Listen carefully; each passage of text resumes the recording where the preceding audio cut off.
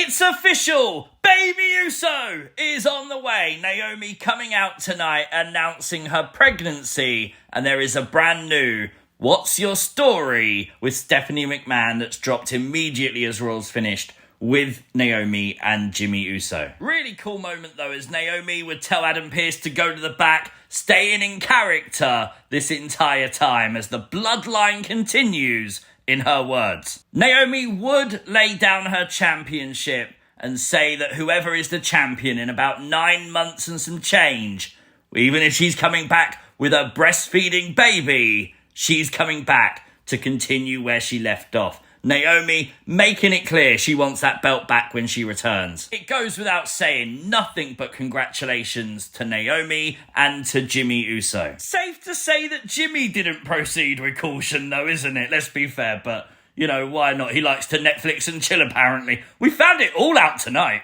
This is things you might have missed from WWE Raw. Make sure you hit the like button. And if you are new to the channel, hit the subscribe button too.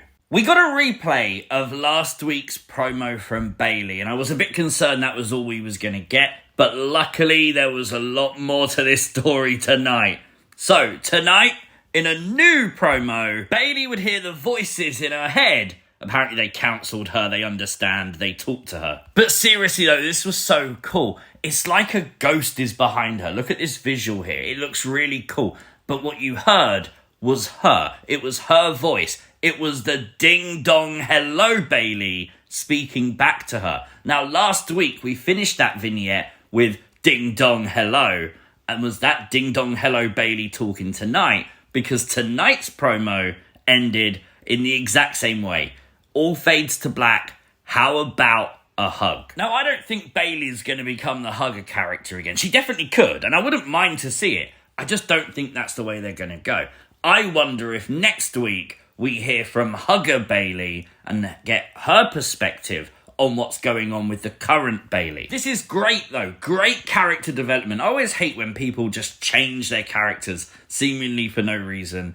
And I really like when you get these vignettes that give you that reason, that tells you the story as you're going through it. So we're going to find out next week, maybe, hopefully, what's going on with Bayley. And don't forget, next week's Raw is actually in the UK, so it will have an earlier start time. 3 p.m. Eastern, 8 p.m. here in the UK, on Netflix. I can't wait. An early night on a Monday. Love it. Last week, we found out the World Heavyweight title match for Clash in Paris. The huge Fatal 4-Way. And tonight on Raw, Seth's group, The Vision, would kick off the show. I loved Heyman's introduction for the members this week. This was really cool, saying that Bron Breakker is the man who taught Roman Reigns to fear the spear. And while Bronson Reed has the Shula Fala, he's also the master of the Shunami. Oh my god, that's going to be a thing, isn't it? But it's a kickoff promo, you know what that means. Jey Uso would interrupt, and I really love how Jey Uso would hand the microphone to the kids, allowing them to yeet on the mic. Very brave of WWE, because you never truly know what they're going to say, but always good, and it created a very cool moment. Jey was scheduled for a match tonight with Bron Breakker, and this was really the first time that we've seen Seth Rollins stirring that pot, if you will, making Bron extremely angry by blatantly lying to his face and saying that Jey Uso was saying things that he literally didn't say, including like his family's better than your family. And one of the things we've always wondered is if Bron Breakker one day will turn on Seth Rollins. We've already seen those sort of moments with Bron Breakker where he feels like he's in charge, he's sort of stepping past the boundaries, and I just wonder if Seth doing this to Bron Breakker is going to be maybe one of those things that you come back to in a year's time when that happens, and he says, hey, you treated me like this. Raw tonight was in Philly with Paul Heyman in the ring. He'd make this match, Bron and Jey, an Extreme Rules match because ECW. He did shout out a lot of ECW alumni, including the Sandman, New Jack, RVD, Sabu, the Dudley Boys, and the late, great Tommy Dreamer. And then he looked and said, I know he's not dead, but he should be. Poor Tommy Dreamer, man. Jey Uso would pay homage to New Jack tonight with his entrance, with the shopping cart full of weapons, which nearly destroyed Bron Breakker's leg, by the way. Bron is so lucky. He could have legit broke his leg in that moment when he landed over the top rope onto that card of weapons. He did seem okay for the rest of the match though, so that's good. It was cool to see an Extreme Rules match that was actually Extreme Rules. I mean, we all remember some of those Extreme Rules matches that Vince McMahon booked, don't we? There was a huge brawl in the middle of this match as everyone would come out. Seth Rollins, CM Punk, LA Knight, who went through a table, by the way, thanks to CM Punk by mistake. And it all started because Bronson Reed pulled the referee out of the ring and also pulled his shoe off. Please tell me that was not on purpose and it was purely coincidental, because that's brilliant. It would be Roman Reigns coming out though right towards the end. A spear to breaker. Jey Uso taking advantage. Jey Uso with the win tonight with the assist from Roman. Roman shouting down to Bronson Reed, "I'll see you in Paris." So, Clash in Paris, Roman versus Bronson Reed. Obviously, Roman's going to want his shoes back. Please, WWE, don't ask so much. Please, do shoes on a baguette. Shoes on a baguette match. Get rid of the pole. We don't need the pole. Shoes on a baguette. Iyo Sky was successful tonight in the first match of Raw, defeating Raquel Rodriguez. Interesting to note, it was Rhea Ripley who had come out and save Iyo from a 2-on-1 post-match beatdown. Got to ask the question, are they going to form a tag team for the future? They definitely could. Mamio could be a thing. Here it is though, once again, Asuka extremely frustrated. Asuka wanted to help Iyo, she didn't. She respected Iyo's words as Iyo said she wanted to do this on her own just before the match when Asuka apologised to her for last week. So are we thinking we're going to get Rhea and Iyo versus the Kabuki Warriors maybe? The Judgment Day, Finn and JD were successful tonight in tag action against Dragon Lee and Mr. Iguana. Mr. Iguana making his Raw debut. I love how Mr. Iguana's shenanigans threw off Michael Cole. You've got someone professional who's experienced, and he got completely thrown off by Mr. Iguana. Great to see. And we did get clarification from Corey Graves that Lieska the puppet is actually an extension of Mr. Iguana, hence why you can use it as a weapon in the ring. Makes sense now, right? I also think it's great that WWE features Mr. Iguana because I really like him and I know the crowds do too. But I feel like they need to start giving him some wins on TV, I really do. There would be, of course, a post-match beatdown because there always is.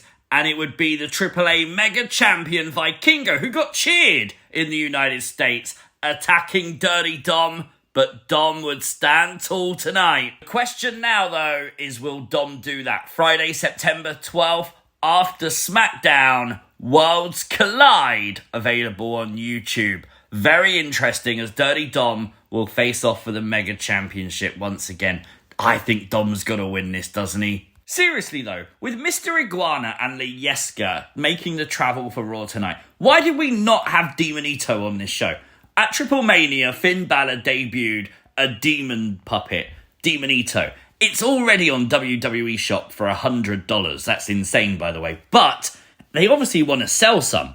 Why not put it on your flagship show on the perfect opportunity and just repeat exactly what you did at Triple Mania? Why could he not have eaten the Yesker again tonight? I have to mention this as well. 259 million social views for Omos not coming face-to-face with Microman at Triple Mania. My God, this was the scene, isn't it? And it just proves, really.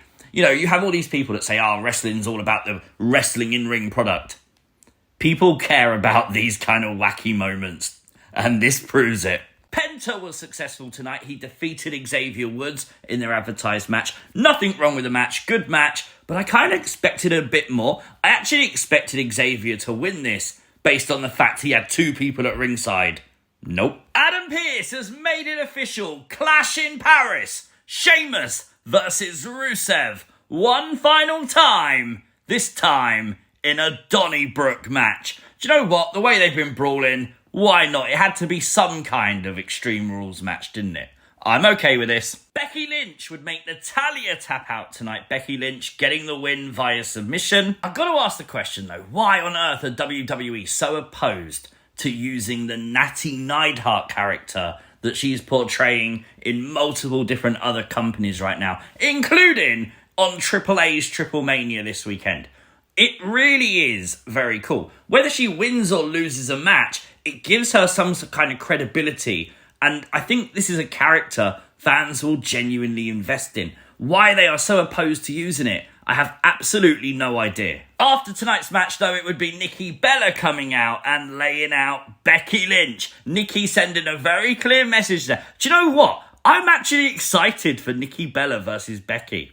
Okay? Really cool as well to see Javon Evans and the TNA champion Trick Williams on Raw tonight during the commercial, hyping up NXT for tomorrow night, where they will do battle with the winner facing Obafemi at Heatwave.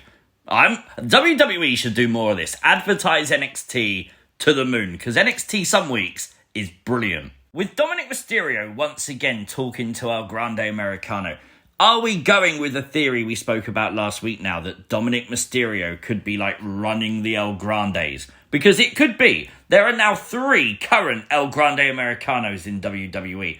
And Dom calls himself the King of the Luchadors. I said it last week. How can you be King of the Luchadors without some luchador subjects? That would be a really interesting story, especially with the fact you have the Judgment Day, 2 factions within one, and then obviously split them with Dirty Dom maybe leading the El Grandes. It could happen. A decent Raw this week. The crowd were dead throughout a lot of it, though, so that really didn't help, but a very solid 7 out of 10 from me. Let me know your thoughts in the comment section down below. If you are new to the channel, hit the subscribe button, like the video, share the video, and I'll see you tomorrow for NXT. Peace!